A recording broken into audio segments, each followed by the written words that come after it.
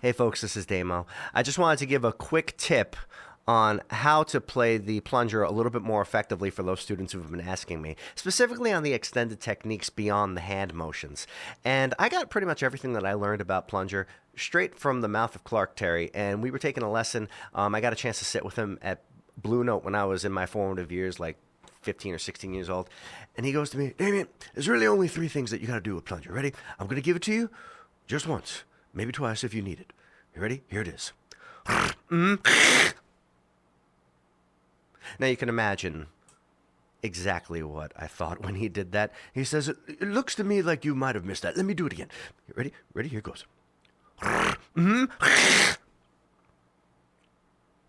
Let me translate.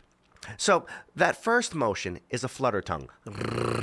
If you speak Spanish or one of those Romance languages where you have to roll the tongue for the R's in particular, you're probably familiar with this. Kind of sounds like when you blow air over paper or something like that. And in the trumpet, it sounds like so.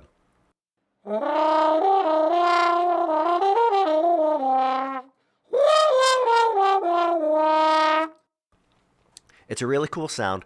Of course, because we're fluttering the front of the tongue, we have zero control over the actual articulation unless we completely stop the sound and re-articulate again. So that's one of the deficiencies of that particular technique, but it's very sweet comparatively to some of the other ones. The second technique he did was which is humming through the instrument. Now, we're not really concerned with the pitch. What we're concerned about is just the sound that we get. We get this nice raspy sound, like so.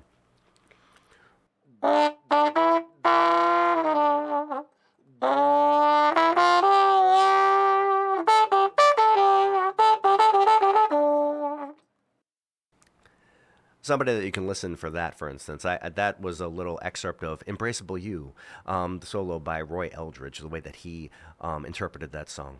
And the last thing that Clark did was this. And that is literally kind of grating the back of your throat to get that sound, the phlegm sound. And that causes the full growl like this.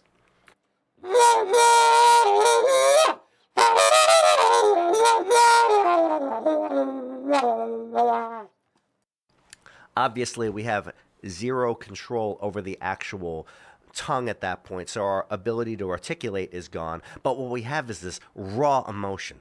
So those are the three techniques. Once again, and I hope that helps some of you out. That's great for trumpet players, trombone players, or any brass instrument that's messing around with a plunger.